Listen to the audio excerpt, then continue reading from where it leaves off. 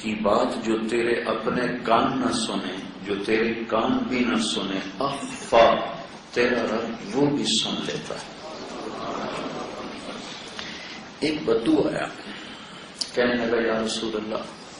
میرا باپ مجھ سے پوچھے بغیر میرا مال خرچ کر لیتا ہے۔ تو آپ نے فرمایا بلاؤ۔ باپ کو پتہ چلا کہ میرے بیٹے نے میری شکایت کی ہے، تو اس کو دکھ ہوا، تو اس نے اس دکھ میں چند شعر کہے۔ شعر تو ان کی فطرت میں تھے، لیکن زبان سے نہیں، دل ہی دل میں شعر کہتا ہوا وہ مسجد کی طرف آیا، زبان سے ایک حرف نہیں ادا ہوا۔ جب وہ دربار رسالت میں پہنچا تو جبریل آ گیا، کہنے لگے یا رسول اللہ، اللہ تعالیٰ فرما رہے ہیں کہ اس کا مقدمہ بعد میں سنیں،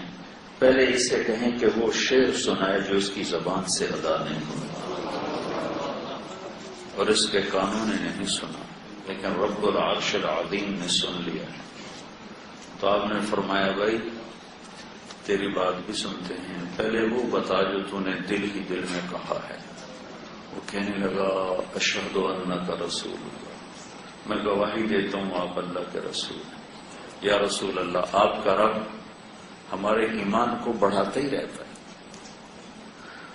اس کی عزت کی قسم چند خیالات تھے جو خیال کی دنیا میں ہی رہے، زبان پر نہیں آئے، آپ کے رب نے اسے بھی سن لیا۔ کیا کہا تھا غزوتک مولودا ومنتک یافع تعل بما اجنی علیک وتنهب واذا ضاقتک بالسقم لم ابد لسقمک الا ساهرا اتململ كأني انا المتروك دونك بالذي تركت به دوني فعيني تهمل تخاف الرضا نفسي عليك وإنها لتعلم أن الموت وقت مؤجل فلما بلغت السن والغاية التي إليها مدى ما كنت فيك أؤمل جعلت جزائي غلظة وفظاظة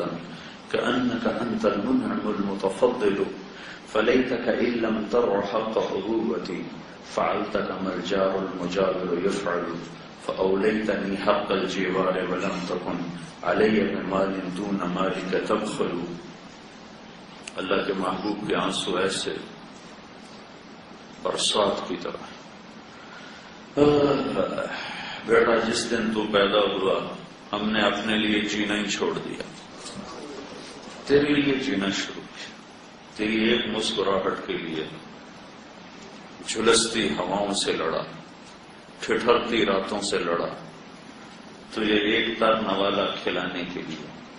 میں کولو کے بیل کی طرح پستا رہا، چلتا رہا، اور میری جوانی کا رس گھل گھل کے تیری ہڈیوں میں اترتا رہا۔ تو بیمار ہوا تو اس سے زیادہ بیمار میں ہو جاتا تھا، تو روتا تھا تو اس سے زیادہ میں روتا تھا، تجھے نیند نہیں آتی تھی تو اس سے زیادہ میں تڑپتا تھا، تیری ایک مسکراہٹ دیکھنے کے لیے ساری ساری رات کام کرتا رہا،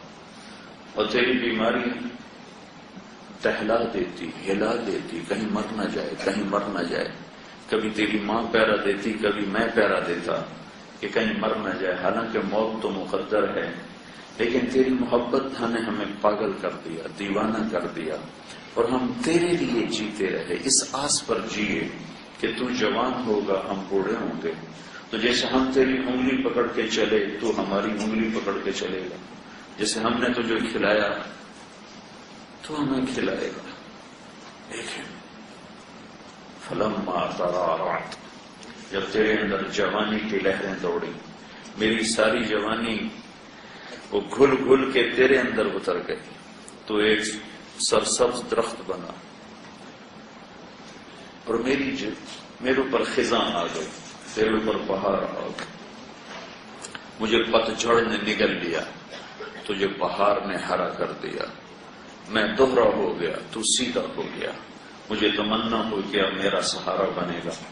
ایک دم تیری نظریں پلٹ گئیں اور تو ایسے ہو گیا جیسے میں تیرا باپ ہی نہیں لگتا، جیسے میں تیرا کچھ لگتا ہی نہیں، اور تیری آنکھیں ماتھے پر چڑھ گئیں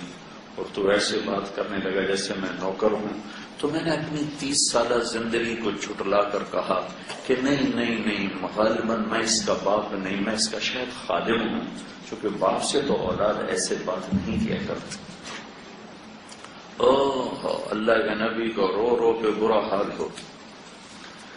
تو اب نے اس کو گریبان سے پکڑا، اس نوجوان کو کہا اٹھ جا میری مجلس سے، انت ومالک لابیک، تو اور تیرا سب کچھ تیرے باپ کا ہے. اللہ کے نبی سے پوچھا گیا تھا یا رسول اللہ قیامت کب آئے گی؟ تو ہم نے فرمایا اللہ کو پتہ ہے کب آئے گی. تو کوئی نشانی تو بتائیں کہ جب ماؤں کو ذلیل کیا جائے گا قیامت آ جائے. اس لیے آپ نے اپنی اس تمنا کا اظہار کیا کاش میری ماں زندہ ہوتی، میری ماں زندہ ہوتی اور میں عشاء کی نماز کے مصلے پہ کھڑا ہوتا اور سورت فاتحہ شروع کر چکا ہوتا اور ادھر سے میری ماں مجھے پکارتی بیٹا محمد، تو میں ماں کی خاطر نماز توڑ دیتا اور میں کہتا لبیک یا اماں.